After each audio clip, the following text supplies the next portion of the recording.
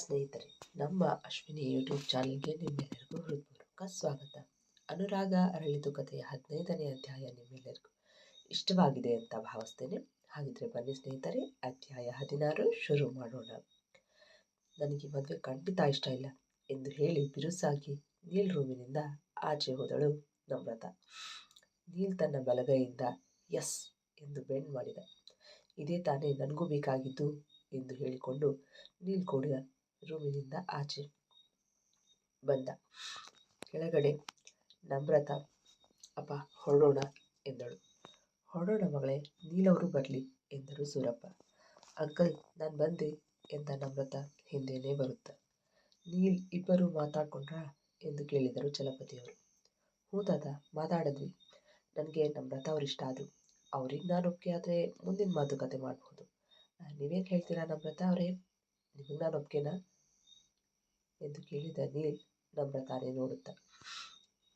ಏನಮ್ಮ, ನಮ್ಮ ಹುಡುಗ ಒಪ್ಪಿಗೆ ಆದ್ನಾ ನಿಮಗೆ ಎಂದು ಚಲಪತಿಯವರು ಕೇಳಲು, ತಾತ ಅದು ಅಪ್ಪ ಹೇಗೆ ಹೇಳ್ತಾರೋ ಹಾಗೆ ಎಂದಳು ತಲೆ ತಗ್ಗಿಸಿ.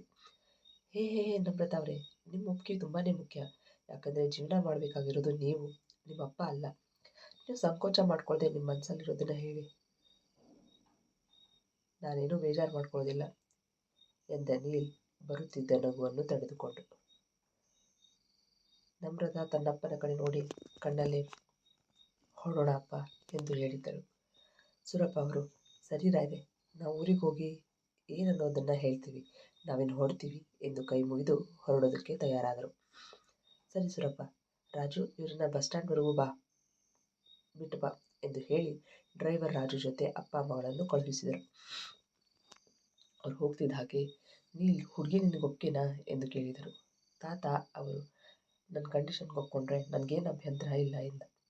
ನೀನು ನಿನ್ನ ಕಂಡೀಷನ್ನ ಅವ್ರಿಗೆ ಹೇಳಿದ್ಯಾ ಎಂದು ಕೇಳಿದರೆ, ಹ್ಞೂ ತಾತ ಹೇಳಿದೆ ಎಂದಾಗ, ನೀಲ್ ನಾನೇನು ಹೇಳಿದ್ದೆ, ಹುಡುಗಿ ಒಪ್ಕೊಳ್ಳೋವರೆಗೂ ನಿನ್ನ ಕಂಡೀಷನ್ ಹೇಳಬೇಡ ಅಂತ ಹೇಳಿದ್ದೆ ತಾನೆ ಎಂದರು ಅಸಮಾಧಾನದಿಂದ.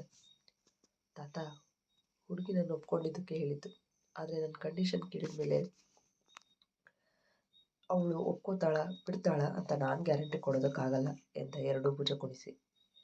ನೀಲ್ ಇದೇನು ಮಾಡಿದೆ ಎಂದು ಚಲಪತಿಯವರು ತಲೆ ಮೇಲೆ ಕೈ ಹೊತ್ತು ಕೂತರು. ಸೂರಪ್ಪ ಬಸ್ ಸ್ಟ್ಯಾಂಡ್ ತಲುಪುತ್ತಿದ್ದ ಹಾಗೆ ನಮ್ರತಾಗೆ, ಮಗಳೇ ಯಾಕೇನಾಯಿತು, ನೀಲ್ ನಿನ್ಗೆ ಇಷ್ಟ ಆದ್ನಾ ಎಂದು ಕೇಳಿದರು. ಅಪ್ಪ ಪ್ಲೀಸ್, ನನಗೀಗೇನು ಕೇಳಬೇಡಿ, ನನಗೆ ತುಂಬ ತಲೆನೋವಿದೆ, ಮನೆಗೆ ಹೋದ್ಮೇಲೆ ಮಾತಾಡೋಣ ಎಂದಳು ನಮ್ರತಾ.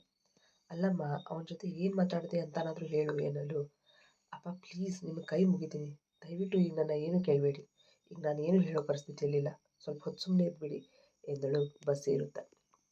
ಸೂರಪ್ಪ ಅವರಿಗೆ ತಲೆಯಲ್ಲಿ ಹುಳ ಬಿಟ್ಟ ಹಾಗಾಗಿತ್ತು. ಅಲ್ಲಿ ಏನು ನಡೀತು ಅಂತ ತಿಳ್ಕೊಳ್ಳೋವರೆಗೂ, ಇಬ್ರು ಏನು ಮಾತಾಡಿದ್ರು ಅಂತ ಕೇಳೋವರೆಗೂ ಸಮಾಧಾನ ಇಲ್ಲ. ಒಂದಂತೂ ಅರ್ಥ ಆಗಿತ್ತು, ಅಲ್ಲಿ ನಮ್ರತಾಗೆ ಇಷ್ಟ ಆಗದೆ ಇರೋ ಥರ ಏನೋ ಮಾತುಕತೆ ನಡೆದಿದೆ ಎಂದು. ಬಸ್ ಊರು ತಲುಪಿ ಮನೆ ಹೋಗುವವರೆಗೂ ಒಂದು ಮಾತನಾಡಲಿಲ್ಲ ನಮ್ರತಾ. ಮನೆಗೆ ಬರ್ತಿದ್ದ ಹಾಗೆ ಸೂರಪ್ಪನಿಗೆ ತಲೆಯಲ್ಲಿದ್ದ ಹುಳ ಅವನ ತಲೆ ಕೊರೆಯುತ್ತಿತ್ತು. ತಮ್ಮ ಮನಸ್ಸಲ್ಲಿ ಉದ್ಭವಿಸಿದ ಪ್ರಶ್ನೆಗಳೆಲ್ಲದಕ್ಕೂ ಉತ್ತರ ಬೇಕಾಗಿತ್ತು. ಅಪ್ಪ ಮಗಳು ಬಂದಿದ್ದ ನೋಡಿ ನಮ್ರತಾ ತಂಗಿ ಹೋಗಿ ಕಾಫಿ ತಂದು ಕೊಟ್ಟಳು. ಅಪ್ಪ, ಹೋಗಿದ್ದ ಕೆಲಸ ಏನಾಯಿತು ಎಂದು ಕೇಳಿದಳು. ಹೋಗಿದ್ದ ಕೆಲಸ ಕಾಯೋ ಹಣ್ಣು ಅಂತ ನಿಮ್ಮಕ್ಕ ಹೇಳಬೇಕು ಸುಧಾ ಎಂದರು ಸೂರಪ್ಪ. ಅಕ್ಕ ಏನಾಯ್ತೆ, ಹುಡುಗ ಇಷ್ಟ ಆದ್ನಾ ಇಲ್ವಾ ಎಂದು ಕೇಳಿದಾಗಲೂ ನಮ್ರತಾ ಸುಮ್ಮನೆ ಇದ್ದಿದ್ದು ನೋಡಿ, ಯಾಕಕ್ಕ ಏನೂ ಹೇಳ್ತಿಲ್ಲ, ಏನಾಯಿತು, ಹುಡುಗ ಇಷ್ಟ ಆಗಲಿಲ್ವಾ ಎಂದು ಮತ್ತೊಮ್ಮೆ ಕೇಳಿದಳು. ಅಪ್ಪ, ನನಗೆ ಮದುವೆ ಇಷ್ಟ ಇಲ್ಲ ಎಂದಳು ನಮ್ರತಾ. ಏನು, ಮದುವೆ ಇಷ್ಟ ಇಲ್ವಾ, ಯಾಕೆ, ಹುಡುಗ ಇಷ್ಟ ಆಗಲಿಲ್ವಾ, ಹುಡುಗ ನೋಡೋದಕ್ಕೆ ಯಾವ ಹೀರೋಗೂ ಕಮ್ಮಿ ಇಲ್ಲ, ಹಣ ಆಸ್ತಿ ಅಂತಸ್ತು ವಿದ್ಯೆ ಆಳು ಕಾಳು ಎಲ್ಲವೂ ಇದೆ, ಮತ್ತ್ಯಾಕೆ ಮದುವೆ ಇಷ್ಟ ಇಲ್ಲ ಎಂದು ಕೇಳಿದಾಗ, ಅಪ್ಪ ಹುಡುಗನ್ನ ಯಾವುದ್ರಲ್ಲೂ ತೆಗೆಯೋ ಹಾಗಿಲ್ಲ, ಆದರೆ ಎಂದು ರಾಗ ಹೇಳಿದಳು. ಆದರೆ ಆದರೆ ಏನು ನಮ್ರತಾ ಎಂದು ಅವಳ ತಂದೆ ಕೇಳಲು, ಅಪ್ಪ ಅದು ಹುಡುಗನಿಗೆ ಮದುವೆ ಇಷ್ಟ ಇಲ್ಲ ಎಂದಳು ಮೆಲ್ಲಗೆ. ಏನು ಹೇಳ್ತಿದ್ಯಾ ಮಗಳೇ ಎಂದು ಆಶ್ಚರ್ಯದಿಂದ ಕೇಳಿದರು. ಹೌದಪ್ಪ, ನಾನು ಹೇಳ್ತಿರೋದು ನಿಜ ಎಂದಾಗ, ಯಾಕೆ ಯಾಕೆ ಮದುವೆ ಇಷ್ಟ ಇಲ್ಲ, ನಮ್ಮ ಅಂತಸ್ತು ಅವ್ರಿಗಿಂತ ಕೆಳಗಿದೆ ಅಂತಾನಾ, ಅಥವಾ ನೀನು ಇಷ್ಟ ಆಗಲಿಲ್ವಾ ಎಂದು ಕೇಳಿದರೆ, ಅಪ್ಪ ಅವ್ರಿಗೆ ಫಸ್ಟ್ ಆಫ್ ಆಲ್ ಮದುವೆನೇ ಇಷ್ಟ ಇಲ್ಲ, ಈ ಮದುವೆಯಿಂದ ಹೇಗಾದರೂ ತಪ್ಪಿಸ್ಕೊಳ್ಳೋದಕ್ಕೆ ಅವ್ರು ಕೆಲವು ಕಂಡೀಷನ್ನ ಹಾಕಿದ್ದಾನೆ. ಆ ಕಂಡೀಷನ್ನ ಕೇಳಿದ ಯಾವ ಹುಡುಗಿ ಕೂಡ ಮದುವೆಗೆ ಒಪ್ಪೋದಿಲ್ಲ. ಒಂದು ವೇಳೆ ಮದುವೆಗೆ ಒಪ್ಪಿದರೆ ಮದುವೆ ಆಗೋ ಹುಡುಗಿ ಅವ್ರು ಹಾಕೋ ಕಂಡೀಷನ್ಗಳನ್ನು ಒಪ್ಕೋಬೇಕು. ಹಾಗೆ ಅವ್ರ ಮನೆಯವರು ಮಾತ್ರ ಕೂಡ ಒಪ್ಕೋಬೇಕು. ಕಂಡೀಷನ್ನ? ಏನು ಕಂಡೀಷನ್ ಎಂದರು ಮತ್ತೆ ಕುತೂಹಲದಿಂದ ಸೂರಪ್ಪ. ಅಕ್ಕ, ಹುಡುಗ ವಿಚಿತ್ರವಾಗಿದ್ದಾನೆ, ಎಲ್ಲೋ ತಲೆ ಕೆಟ್ಟವನೇ ಇರಬೇಕು, ಅದಕ್ಕೆ ಕಂಡೀಷನ್ನು ಅದು ಇದು ಮಣ್ಣು ಮಸಿ ಅಂತಿದ್ದಾನೆ ಅನ್ಸುತ್ತೆ ಎಂದು ಕೋಪದಲ್ಲಿ ಹೇಳಿದರೆ, ಸುಧಾ, ನೀನು ಹುಡುಗನ ನೋಡಿದ್ರೆ ಅಲ್ಲೇ ಫ್ಲಾಟಾಗಿ ಹೋಗ್ಬಿಡ್ತೀಯ, ಅಷ್ಟು ಹ್ಯಾಂಡ್ಸಮ್ ಆಗಿದ್ದಾನೆ ಗೊತ್ತಾ ಎಂದಳು ನಮ್ರತ. ಸುಧಾ ಸ್ವಲ್ಪ ಬಾಯಿ ಮುಚ್ಕೊಂಡು ನಿಂತ್ಕೊ ಗದರಿದಂತೆ ಹೇಳಿದಾಗ ಸುಧಾ ಬಾಯಿ ಮುಚ್ಕೊಂಡು ತೆಪ್ಪಗೆ ನಿಂತಳು. ನಮ್ರತ, ನೀನು ಹೇಳು, ಅವ್ನ ಕಂಡೀಷನ್ ಏನು ಅಂತ ಕೇಳಿದಾಗ, ಅಪ್ಪ, ಅವ್ನ ಕಂಡೀಷನ್ ಎಂದು ನೀಲ್ ಹೇಳಿದ 8 ಕಂಡೀಷನ್ಸ್ನ ಹೇಳಿದಳು. ಸೂರಪ್ಪ ನಮ್ರತ ಹೇಳಿದ ಆ 8 ಕಂಡೀಷನ್ನ ಕೇಳಿ ದಂಗಾಗಿ ಹೋದರು. ಈಗಿನ ಕಾಲದಲ್ಲಿ ಈ ಥರದ ವ್ಯಕ್ತಿ ಇರ್ತಾರ ಎಂದು ಆಶ್ಚರ್ಯ ಕೂಡ ಆಗಿತ್ತು. ಅದಕ್ಕೆ ಅಪ್ಪ, ನಾನು ಮದುವೆಗೆ ಒಪ್ಪಲಿಲ್ಲ. ಅವನಿಗೆ ಮದುವೆ ಆಗಿ ಸಂಸಾರ ಮಾಡೋದಕ್ಕೆ ಹೆಂಡತಿ ಬೇಕಿಲ್ಲ, ಅವ್ನು ಹೇಳಿದ್ ಕೇಳ್ಕೊಂಡು ಅವ್ನು ಕುಣಿಸ್ತಾ ಕುಣಿಯೋ ಆಳ್ಬೇಕು. ನಾನು ಅವ್ನ ಮದುವೆ ಆಗಿ ಹೋದರೆ ಹೆಂಡತಿಯಾಗಿ ಹೋಗಲ್ಲ, ಆಳಾಗಿ ಹೋಗ್ಬೇಕಾಗತ್ತಷ್ಟೆ ಎನ್ನಲು ಸೂರಪ್ಪ ಮಗಳು ಹೇಳಿದ ಮಾತುಗಳನ್ನು ಕೇಳಿ ಯೋಚನೆಗೆ ಬಿದ್ದರು. ಸೂರಪ್ಪ ಯಾವುದೇ ಕಾರಣಕ್ಕೂ ಈ ಸಂಬಂಧನ ತನ್ನ ಕೈಯಿಂದ ಜಾರೋದಕ್ಕೆ ಬಿಡೋ ಮನಸ್ಸಿಲ್ಲ. ಈಗೇನು ಮಾಡೋದು ಎಂದು ಯೋಚನೆ ಮಾಡತೊಡಗಿದ್ರು. ಎಷ್ಟೊತ್ತಾದರೂ ತನ್ನ ತಂದೆ ಒಂದೂ ಮಾತನಾಡದೆ ಇರೋದು ನೋಡಿ ನಮ್ರತಾಗೆ ಗೊಂದಲ ಆಯಿತು. ಅಪ್ಪ, ಆಗ್ಲಿಂದ ಯೋನಿ ಎಷ್ಟು ಮಾಡ್ತಿದ್ದೀರಾ ಎಂದು ಕೇಳಿದಾಗ, ನೀನು ಹೇಳೋದು ನಿಜ ನಮ್ರತ, ಅವನಿಗೆ ಹೆಂಡತಿ ಬೇಕಾಗಿಲ್ಲ, ಬದಲಾಗಿ ಸದ್ಯ ಕಾಳ್ಬೇಕಾಗಿದೆ. ಆದರೆ ಆ ಮನೆಗೆ ಸೊಸೆಯಂತೂ ಆಗಿರ್ತೀಯ ತಾನೇ ಎಂದು ಕೇಳಲು, ಅಪ್ಪ, ನೀವೇನು ಹೇಳೋದಕ್ಕೆ ಹೊರಟಿದ್ದೀರಾ, ನನಗೆ ಅರ್ಥ ಆಗ್ತಿಲ್ಲ ಎಂದಳು ಗೊಂದಲದಲ್ಲಿ ನಮ್ರತ. ಇದರಲ್ಲಿ ಅರ್ಥ ಆಗದೆ ಇರೋವಂಥದ್ದು ಏನಿದೆ ಮಗಳೇ, ಅವ್ನು ಹೇಳಿರೋ ಪ್ರಕಾರ 1 ವರ್ಷದವರೆಗೂ ನೀನು ಹೊಂದ್ಕೊಂಡು ಹೋಗಬೇಕು. ಅದಾದಮೇಲೆ ಅವನೇ ನಿನ್ನ ಹೆಂಡತಿ ಅಂತ ಒಪ್ಪಿ ಸಂಸಾರ ಮಾಡ್ತೀನಿ ಅಂತ ಹೇಳಿದ್ದಾನೆ. ಆದರೆ ನೀನು ಮದುವೆ ಆದ ಕ್ಷಣದಿಂದ ನೀನು ಆ ಮನೆ ಸೊಸೆನೇ ಅಲ್ವಾ, ಆ ಸ್ಥಾನನ ಕೊಡಲ್ಲ ಅಂತ ಏನು ಹೇಳಿಲ್ಲ ಅಲ್ವಾ ಎಂದಾಗ, ಅಪ್ಪ ಪ್ಲೀಸ್ ಸ್ವಲ್ಪ ಬಿಡಿಸಿ ಹೇಳಿ, ಗೊಂದಲ ಮಾಡಬೇಡಿ ಎಂದಳು ಟೆನ್ಷನ್ನಲ್ಲಿ. ಗೊಂದಲ ಏನಿಲ್ಲ ನಮ್ರತ, ನೋಡು, ನೀನು ನೀಲ್ನ ಮದುವೆ ಆಗಿದ್ದ ಮರುಕ್ಷಣನೇ ನೀನು ಅವ್ನ ಹೆಂಡ್ತಿನೇ, ಹಾಗೆ ಆ ಮನೆ ಸೊಸೆ. ಅವನು ಒಪ್ಲಿ ಬಿಡ್ಲಿ ಅದೇ ಸತ್ಯ ತಾನೇ. 1 ವರ್ಷ ಏನು ಹೀಗೆ ಹೋಗಿ ಹಾಗೆ ಬರುತ್ತೆ, ಅದಕ್ಕೆ ನೀನು ಈ ಮದುವೆ ಆಗೋದಕ್ಕೆ ಒಪ್ಕೊ ಎಂದಾಗ, ಅಪ್ಪ ಏನು ಹೇಳ್ತಿದ್ದೀರಾ ನೀವು, ಅಂದರೆ ಅವ್ನು ಮದುವೆ ಆಗಿ 1 ವರ್ಷದ ತನಕ ಅವ್ನು ಹಾಳಾಗಿರ್ಬೇಕಾ, ಅದು ಖಂಡಿತ ಸಾಧ್ಯ ಇಲ್ಲ. ನೀವು ಬೇರೆ ಏನು ಹೇಳಿದ್ರು ಕೇಳ್ತೀನಿ, ಆದರೆ ಅವನನ್ನು ಮದುವೆ ಆಗೋದು ಬಂದುಬಿಟ್ಟು ಎಂದಾಗ, ನಮ್ರತ, ನನ್ನ ಮಾತು ಸ್ವಲ್ಪ ಕೇಳಮ್ಮ, ನೋಡು, ನಿನ್ನ ಬೆನ್ನ ಹಿಂದೆ ಇನ್ನೂ 3 ಜನ ನಿನ್ನ ತಂಗಿಯರಿ ಮದುವೆ ವಯಸ್ಸಿಗೆ ಬಂದು ನಿಂತಿದ್ದಾರೆ ಅನ್ನೋದನ್ನು ಮರಿಬೇಡ. ನಿನ್ನ ಒಂದು ನಿರ್ಧಾರದಿಂದ ಅವ್ರ ಭವಿಷ್ಯ ನಿಂತಿದೆ. ಅಷ್ಟು ಶ್ರೀಮಂತರ ಸಂಬಂಧ ಮಾಡಿದ್ದೀವಿ ಅಂತ ಗೊತ್ತಾದರೆ ಯಾರಾದರೂ ಮುಂದೆ ಬಂದು ನಿನ್ನ ತಂಗಿಯರನ್ನ ಮದುವೆ ಆಗ್ತಾರೆ. ನೀನು ಕೂಡ ಅಲ್ಲಿ ರಾಣಿ ಥರ ಇರ್ಬೋದು. ಇದರಿಂದ ನೀವು 4 ಜನ ಹೆಣ್ಮಕ್ಳು ದಡ ಸೇರ್ತೀರ. ಈ ಊರಲ್ಲಿ ನಮ್ಮ ಘನತೆ ಗೌರವ ಹೆಚ್ಚುತ್ತೆ, ಜೊತೆಗೆ ನಮ್ಮ ಕಷ್ಟನೂ ತೀರತ್ತೆ. ಈಗಾಗಲೇ ನಿನ್ನ ಜೀವನದಲ್ಲಿ ನಡೆದಿರೋ ಘಟನೆಯಿಂದಾಗಿ ಯಾವ ಹುಡುಗನೂ ನಿನ್ನ ಮದುವೆ ಆಗೋದಕ್ಕೆ ಮುಂದೆ ಬರ್ತಿಲ್ಲ. ಬಂದರೂ ಈ ವಿಷಯ ಗೊತ್ತಾಗಿ ನಿನ್ನ ಜೊತೆ ಮದುವೆನೇ ಬೇಡ ಅಂತ ಹೇಳ್ತಾರೆ. ಇದರಿಂದಾಗಿ ನಿನ್ನ ತಂಗಿಯರಿಗೂ ಯಾವ ವರನೂ ಬರ್ತಿಲ್ಲ. ಅದಕ್ಕೆ ಮಗಳೇ, ನಾನು ಹೇಳ್ತಿರೋದು, 1 ವರ್ಷದವರೆಗೂ ಹೇಗಾದರೂ ಸಹಿಸಿಬಿಡು, ಆಮೇಲೆ ನಿನ್ನ ಜೀವನ ಬಂಗಾರ ಆಗತ್ತೆ. ಒಂದು ಸಾರಿ ಮನಸ್ಸಿನಿಂದ ಅಲ್ಲ, ಬುದ್ಧಿಯಿಂದ ಯೋಚನೆ ಮಾಡಿ ನೋಡು, ಆಗ ಅರ್ಥ ಆಗತ್ತೆ ನಾನು ಹೇಳಿದ್ದು ಸರಿನಾ ತಪ್ಪಾ ಅಂತ ಎಂದಾಗ, ಸರಿಯಪ್ಪ, ನನಗೆ ಯೋಚನೆ ಮಾಡೋದಕ್ಕೆ ಸ್ವಲ್ಪ ಟೈಮ್ ಬೇಕು ಎನ್ನಲು, ಸರಿ ಮಗಳೇ, ನೀನು ಟೈಮ್ ತೊಗೊಂಡು ಒಂದು ಒಳ್ಳೆಯ ನಿರ್ಧಾರಕ್ಕೆ ಬಾ, ಹಾಗಂತ ತುಂಬ ಲೇಟ್ ಮಾಡಬೇಡ, ಮತ್ತು ಹುಡುಗ ನಮ್ಮ ಕೈಯಿಂದ ಜಾರಿ ಹೋಗೋದ್ರೊಳಗೆ ಒಂದು ತೀರ್ಮಾನಕ್ಕೆ ಬಾ ಎಂದು ಹೇಳಿ ನಾನು ಸ್ವಲ್ಪ ತೋಟದ ಕಡೆ ಹೋಗಿ ಬರ್ತೀನಿ ಎಂದು ಹೇಳಿ ಹೋದರು. ರವಿ ಮನಸ್ಸು ತಡೆಯದೆ ರಾತ್ರಿ ಪೂರ್ಣಿಮಾಗೆ ಕಾಲ್ ಮಾಡಿದ. 1-2-3 ಬಾರಿ ರಿಂಗ್ ಆಗಿ ಕಟ್ ಆಗಿತ್ತು. ಟೈಮ್ ನೋಡಿದ, ಗಂಟೆ 12 ಆಗಿತ್ತು. ಬಹುಶಃ ಮಲಗಿರಬೇಕು ಎಂದು ಸುಮ್ಮನಾದ. ಮತ್ತೆ ಮನಸ್ಸು ತಡೆಯಲಿಲ್ಲ. ಇನ್ನೊಂದು ಸಾರಿ ಟ್ರೈ ಮಾಡೋಣ ಎಂದು ಮತ್ತೆ ಫೋನ್ ಮಾಡಿದ್ದ. 2 ಸಾರಿ ರಿಂಗ್ ಆಯಿತು. 3ನೇ ಸಾರಿ ರಿಂಗ್ ಆಗಿ ಇನ್ನೇನು ಕಟ್ ಆಗಬೇಕು. ಪೂರ್ಣಿ ಫೋನ್ ರಿಸೀವ್ ಮಾಡಿದಳು. ಪೂರ್ಣಿಮಾ ಕಾಲ್ ಪಿಕ್ ಮಾಡಿದ ತಕ್ಷಣ, ಹಲೋ ಪೂರ್ಣಿಮಾ, ಬೆಳಿಗ್ಗೆ ಇದ್ದಕ್ಕಿದ್ದ ಹಾಗೆ ಏನಾಯಿತು, ಯಾಕೆ ಸಡನ್ ಆಗಿ ಏನು ಹೇಳ್ದೆ ಕೇಳದೆ ಹೋದೆ ಎಂದು ಕೇಳಿದ. ಅಣ್ಣ ನಿಧಾನ, ಯಾಕಷ್ಟು ಗಾಬರಿಯಲ್ಲಿ ಮಾತಾಡ್ತಿದ್ದೀರಾ ಎಂದಾಗ, ಅಲ್ಲ, ನೀನು ಹೇಳ್ದೆ ಕೇಳದೆ ಹೊರಟು ಹೋದೆ ಅಲ್ಲ, ಅದಕ್ಕೆ ಟೆನ್ಷನ್ ಆಗಿತ್ತು ಎಂದರೆ, ಅಣ್ಣ ಅದು ನಾನು ಕೆಲಸಕ್ಕೆ ರಾಜೀನಾಮೆ ಕೊಟ್ಟೆ ಎಂದಾಗ, ಏನು, ನೀನೇನು ಹೇಳ್ತಿದ್ದೀಯಾ ಎಂದು ತನ್ನ ಕಿವಿನೇ ತಾನೇ ನಂಬದಾದ ಹಾಗೆ ಶಾಕ್ ಆಗಿ ಕೇಳಿದ. ಹೌದು ಅಣ್ಣ, ನಾನು ಕೆಲಸಕ್ಕೆ ರಾಜೀನಾಮೆ ಕೊಟ್ಟೆ. ಯಾಕೆ ಪೂರ್ಣಿಮಾ ಏನಾಯಿತು, ಸಡನ್ನಾಗಿ ಯಾಕಿಂತ ನಿರ್ಧಾರ ಎಂದು ಕೇಳಲು, ಅಣ್ಣ ಅದು ಬಾಸ್ ನಾವಿಬ್ಬರು ಇತ್ತೀಚೆಗೆ ಒಟ್ಟಿಗೆ ಓಡಾಡೋದು ನೋಡಿ ಕ್ಯಾಬಿನಿಗೆ ಕರೆಸಿ ಬಾಯಿ ಬಂದಾಗ ಮಾತಾಡಿದ್ರು. ಜೊತೆಗೆ ನಮ್ಮಿಬ್ಬರು ಪವಿತ್ರ ಸಂಬಂಧಕ್ಕೆ ಕೆಟ್ಟ ಹೆಸರು ಕಟ್ಟಿ ಮಾತಾಡಿದ್ರು.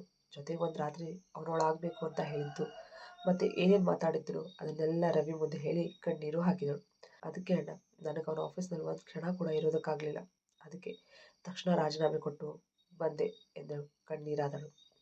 ಏನು ಹೇಳ್ತಿದ್ಯಾ ಪೂರ್ಣಿಮಾ, ನಮ್ಮ ಬಾಸ್ ಇಷ್ಟು ಕೀಳ್ಮಟ್ಟಕ್ಕೆ ಯೋಚನೆ ಮಾಡ್ತಾರೆ ಅಂತ ಕನಸು ಮನಸ್ಸಲ್ಲೂ ಎಣಿಸಿರಲಿಲ್ಲ. ಇಂಥ ಒಂದು ಯೋಚನೆ ಅವನ ಮನಸ್ಸಲ್ಲಿ ಇದೆ ಅನ್ನೋ ಸಣ್ಣ ಸುಳಿವು ಕೂಡ ಇರಲಿಲ್ಲ. ದಿನ ನಿನ್ನ ಮೇಲೆ ಕೂಗಾಡ್ತಿದ್ದು ನೋಡಿ ಎಲ್ಲೋ ಕೆಲಸದ ವಿಷಯಕ್ಕೆ ಹಾಗೆ ಮಾಡ್ತಿರ್ಬೋದು ಅಂತ ತಿಳ್ಕೊಂಡಿದ್ದೆ. ಆದರೆ ಅವ್ನು ನಿನ್ನ ಮೇಲೆ ಕೋಪ ಮಾಡ್ಕೊಳ್ತಿದ್ದು ನೀನು ನನ್ನ ಜೊತೆ ಹೆಚ್ಚು ಕ್ಲೋಸ್ ಆಗಿದ್ದೆ ಅಂತ ಈಗ ಅರ್ಥ ಆಗ್ತಿದೆ ಎಂದಾಗ, ಹೌದು ಅಣ್ಣ, ಮೊದಲು ನನಗೂ ಅರ್ಥ ಆಗ್ತಿರ್ಲಿಲ್ಲ ಯಾಕೆ ಬಾಸ್ ನನ್ನ ಮೇಲೆ ಎಷ್ಟೊಂದು ಕೂಗಾಡೋದು, ಸಿಟ್ಟು ಮಾಡ್ಕೊಳ್ಳೋದು ಅಂತ. ಅವರೇ ಬಾಯಿ ಬಿಟ್ಟು ಹೇಳಿದ ಮೇಲೆ ಗೊತ್ತಾಗಿತ್ತು ಅವ್ರ ಮನಸ್ಸಲ್ಲಿ ಇಂಥ ಒಂದು ಕೊಳಕು ಆಲೋಚನೆ ಇದೆ ಅಂತ. ಅವ್ರು ನನ್ನನ್ನು ಮನಸ್ಸಲ್ಲಿ ಕೆಟ್ಟ ದೃಷ್ಟಿಯಿಂದ ಅನುಭವಿಸ್ತಿದ್ರು ಅಂತ ಎಂದು ಬಿಕ್ಕಿ ಬಿಕ್ಕಿ ಹೇಳಿ ಅಳತೊಡಗಿದರು. ಅಳ್ಬೇಡ ಪೂರ್ಣಿಮಾ, ಆಗಿದ್ದೆಲ್ಲ ಒಳ್ಳೇದಕ್ಕೆ ಅಂದ್ಕೊಳ್ಳೋಣ ಎಂದಾಗ, ಏನು ಒಳ್ಳೇದೋ ಏನೋ, ನನ್ನ ಹಣೆ ಬರಹನೇ ಸರಿ ಇಲ್ಲ. ಕೋಪದಲ್ಲಿ ಕೆಲಸಕ್ಕೆ ರಾಜೀನಾಮೆಯನ್ನು ಕೊಟ್ಟು ಬಂದೆ. ಆದರೆ ಮುಂದಿನ ಜೀವನ ಹೇಗೆ ಮಾಡೋದು ಅಂತ ಯೋಚನೆ ಆಗಿದೆ. ಇನ್ನೊಂದು ವಾರದಲ್ಲಿ ಸ್ಮಿತಾ ಮದುವೆ, ಅವಳ ಮದುವೆಗೆ ದುಡ್ಡು ಹೊಂದಿಸ್ಬೇಕು, ಕೈಯಲ್ಲಿ ಕೆಲಸ ಬೇರೆ ಇಲ್ಲ. ಈ ವಿಷಯ ಚಿಕ್ಕಮ್ಮನಿಗೆ ಗೊತ್ತಾದರೆ ನನ್ನ ಸಾಯಿಸೇ ಬಿಡ್ತಾರೆ ಎಂದಾಗ, ನನಗೆ ಗೊತ್ತಿರೋ ಕಡೆ ಎಲ್ಲ ವಿಚಾರಿಸಿದೆ. ಎಲ್ಲರೂ ಶ್ಯೂರಿಟಿ ಕೇಳ್ತಿದ್ದಾರೆ. ಅದಕ್ಕಿಂತ ಹೆಚ್ಚಾಗಿ ಹೆಣ್ಮಕ್ಳ ಜೊತೆ ಈ ದುಡ್ಡಿನ ವ್ಯವಹಾರ ಮಾಡೋದಕ್ಕೆ ಹಿಂದೂ ಮುಂದೆ ನೋಡ್ತಾರೆ ಎಂದ. ಪರವಾಗಿಲ್ಲ ಅಣ್ಣ, ನಿಮ್ಮ ಪ್ರಯತ್ನ ನೀವು ಮಾಡಿದಿರಿ, ಇನ್ನು ಮಿಕ್ಕಿದ್ದು ನನ್ನ ಹಣೆ ಬರದಲ್ಲಿದ್ದಾಗಲಿ ಎಂದಳು. ಹಾಗಲ್ಲ ಪೂರ್ಣಿಮಾ, ಈ ಮದುವೆ ಆಗದೆ ಹೋದರೆ ನಿಮ್ಮ ಚಿಕ್ಕಮ್ಮ ನಿನ್ನ ಸುಮ್ಮನೆ ಬಿಡ್ತಾಳ? ನೀನೇ ಹೇಳಿದ ಹಾಗೆ ನಿನ್ನ ಮನೆಯಿಂದ ಆಚೆ ಆಗ್ತಾಳಷ್ಟೇ ಎನ್ನಲು, ಹಾಗಾಗಬೇಕು ಅಂತ ಇದ್ದರೆ ಏನು ಮಾಡೋದಕ್ಕಾಗತ್ತೆ? ಆ ದೇವರೇ ಏನಾದರೂ ಒಂದು ದಾರಿ ತೋರಿಸ್ಬೇಕಷ್ಟೆ. ಅಣ್ಣ, ನಂಗೆ ಇನ್ನೊಂದು ಹೆಲ್ಪ್ ಮಾಡ್ತೀರಾ ಪ್ಲೀಸ್ ಎಂದು ಕೇಳಿದಾಗ, ಹೇಳು ಪೂರ್ಣಿಮಾ, ಏನು ಸಹಾಯ ಅಂತ. ನನ್ನ ಕೈಯಲ್ಲಿ ಮಾಡೋದಕ್ಕಾದರೆ ನಾನು ಖಂಡಿತ ಮಾಡ್ತೀನಿ ಎನ್ನಲು, ಅಣ್ಣ, ನಿಮ್ಮ ಕೈಯಲ್ಲಿ ಸಾಧ್ಯ ಆಗೋದೆ. ನನಗೆ ಬೇರೆ ಕಡೆ ಕೆಲಸ ಇದ್ದರೆ ನೋಡ್ತೀರಾ? ಇದೊಂದು ಹೆಲ್ಪ್ ಮಾಡಿ ಸಾಕು, ಅಟ್ಲೀಸ್ಟ್ ಕೆಲಸನಾದರೂ ಸಿಕ್ಕರೆ ಎಷ್ಟೋ ಸಹಾಯ ಆಗುತ್ತೆ ಎಂದಳು. ಸರಿ ಪೂರ್ಣಿಮಾ, ನಾನು ಬೇರೆ ಕಡೆ ವಿಚಾರಿಸ್ತೀನಿ ಎಂದಾಗ ಪೂರ್ಣಿಮಾಗೆ ಸಮಾಧಾನವಾಗಿ, ಸರಿ ಅಣ್ಣ, ನಾನಿನ್ನು ಫೋನ್ ಇಡ್ತೀನಿ ಎಂದು ಹೇಳಿ ಕರೆ ಕಟ್ ಮಾಡಿದಳು. ಪ್ರಭಾಕರ್ ರಾತ್ರಿ ಊಟ ಮಾಡಿ ವಾಕ್ ಮಾಡುತ್ತಿರುವಾಗ ಚಲಪತಿಯವರು ಕರೆ ಮಾಡಿದರು. ಅರೆ, ಸರ್ ಯಾಕೆ ಇಷ್ಟೊತ್ತಲ್ಲಿ ಕಾಲ್ ಮಾಡ್ತಿದ್ದಾರೆ, ಏನು ವಿಷಯ ಇರ್ಬೋದು ಎಂದುಕೊಳ್ಳುತ್ತಾ ಕಾಲ್ ಪಿಕ್ ಮಾಡಿದರು. ಹಲೋ, ಹೇಳಿ ಸರ್, ಇಷ್ಟೊತ್ತಲ್ಲಿ ಕಾಲ್ ಮಾಡಿದ್ದೀರಾ ಎನ್ನಲು, ಪ್ರಭಾಕರ್ ನಿನ್ನ ಜೊತೆ ಮಾತಾಡಬೇಕಿತ್ತು, ಅದಕ್ಕೆ ಕಾಲ್ ಮಾಡಿದೆ. ನೀನು ಮಲಗಿದ್ದೇನೋ, ಡಿಸ್ಟರ್ಬ್ ಮಾಡಿದೆ ಅನಿಸುತ್ತೆ, ಸಾರಿ ಪ್ರಭಾಕರ್ ಎಂದಾಗ, ಹಾಗೇನಿಲ್ಲ ಸರ್, ಹೇಳಿ ಕಾಲ್ ಮಾಡಿದ ವಿಷಯ ಏನು ಅಂತ ಎಂದು ಕೇಳಲು, ಅದು ಪ್ರಭಾಕರ್, ಇವತ್ತು ಬೆಳಗ್ಗೆ ಸೂರಪ್ಪ ಮತ್ತು ಅವನ ಮಗಳು ಮನೆಗೆ ಬಂದಿದ್ದರು. ನೀಲ್ ಮತ್ತು ನಮ್ರತ ಒಬ್ರಿಗೊಬ್ರು ಭೇಟಿಯಾಗಿ ಮಾತಾಡಿದ್ರು. ಹಾಗೆ ಆ ಹುಡುಗಿಗೆ ನೀಲ್ ಇಷ್ಟ ಕೂಡ ಆದರೆ ಎಂದು ತಮ್ಮ ಮಾತನ್ನು ಅರ್ಧಕ್ಕೆ ನಿಲ್ಲಿಸಿದರು. ಆದರೆ ಏನು ಸರ್ ಎಂದು ಕೇಳಲು, ಅದು ಹುಡುಗಿ ನೀಲ್ನ ಒಪ್ಕೊಂಡಿದ್ದೀನಿ ಅಂತ ಹೇಳಿದ ಕೂಡಲೇ ನೀಲ್ ತನ್ನ ಕಂಡೀಷನ್ನ ಹೇಳಿದ್ದಾನೆ ಎಂದಾಗ, ಹೇಳಿ ಬಿಡಿ ಅದಕ್ಕೇನಂತೆ ಎಂದಾಗ, ಅಯ್ಯೋ ಪ್ರಭಾಕರ್, ನೀಲ್ ಕಂಡೀಷನ್ನ ಕೇಳಿ ಆ ಹುಡುಗಿ ಮದುವೆಗೆ ಒಪ್ಪದೆ ಹೋದರೆ ಆಗೇನು ಮಾಡೋದು? ಇಲ್ಲಿಂದ ಹೋಗೋವಾಗಲೂ ಆ ಹುಡುಗಿ ಒಂದು ಮಾತಾಡಲಿಲ್ಲ. ನಾವೆಲ್ಲ ನೀಲ್ ಇಷ್ಟ ಆದ್ನ ಅಂತ ಕೇಳಿದ್ರೆ ಆ ಹುಡುಗಿ ಏನೂ ಹೇಳಿಲ್ಲ. ಕಣ್ಣಲ್ಲೇ ಅವರಪ್ಪನಿಗೆ ಏನೋ ಹೇಳಿದ್ಲು. ಸೂರಪ್ಪನೇ ಮನೆಗೆ ಹೋದ್ಮೇಲೆ ಹೇಳ್ತೀನಿ ಅಂತ ಹೇಳಿ ಹೋದರು. ಆ ಹುಡುಗಿಗೆ ಮದುವೆಗೆ ಒಪ್ಪಿಗೆ ಇಲ್ವೇನೋ ಅನ್ನಿಸ್ತಿದೆ, ಅದಕ್ಕೆ ಬೇರೆ ಕಡೆ ನೋಡೋಣ ಅಂತ ಹೇಳೋದಕ್ಕೆ ಕಾಲ್ ಮಾಡಿದ್ದೆ ಎಂದಾಗ, ಸರಿ ಸರ್, ನಾನು ರಾಮಪ್ಪನಿಗೆ ಹೇಳ್ತೀನಿ ಇನ್ನೊಂದೆರಡು ಬೇರೆ ಸಂಬಂಧ ನೋಡಿ ಎಂದು ಹೇಳಿ ಕಾಲ್ ಡಿಸ್ಕನೆಕ್ಟ್ ಮಾಡಿದರು. ಮುಂದುವರಿಯುವುದು. ಕೇಳಿರಲ್ವಾ ಸ್ನೇಹಿತರೆ, ಅನುರಾಗ ಅರಳಿತು ಕಥೆಯ 16ನೇ ಅಧ್ಯಾಯ. ಈ ಸಂಚಿಕೆ ನಿಮಗೆ ಇಷ್ಟವಾಗಿದ್ದರೆ ಒಂದು ಲೈಕ್ ಕೊಡಿ, ನಿಮ್ಮ ಅಭಿಪ್ರಾಯವನ್ನು ಕಮೆಂಟ್ನಲ್ಲಿ ತಿಳಿಸಿ. ಹಾಗೆ ಇನ್ನೂ ಯಾರೆಲ್ಲ ನಮ್ಮ ಚಾನಲ್ನ ಸಬ್ಸ್ಕ್ರೈಬ್ ಮಾಡಲಿವೋ ದಯವಿಟ್ಟು ಸಬ್ಸ್ಕ್ರೈಬ್ ಮಾಡ್ಕೊಳ್ಳಿ. ಹಾಗೆ ಬೆಲ್ ಐಕಾನ್ ಒತ್ತೋದನ್ನು ಮರಿಬೇಡಿ. ಈ ಕಥೆ ನಿಮಗೆ ಇಷ್ಟವಾಗ್ತಿದ್ದರೆ ಹೆಚ್ಚು ಹೆಚ್ಚು ಜನರಿಗೆ ಶೇರ್ ಮಾಡುವ ಮೂಲಕ ನಮ್ಮನ್ನು ಪ್ರೋತ್ಸಾಹಿಸಿ. ಮತ್ತೆ ಮುಂದಿನ ಸಂಚಿಕೆಯಲ್ಲಿ ಭೇಟಿಯಾಗೋಣ. ಧನ್ಯವಾದಗಳು.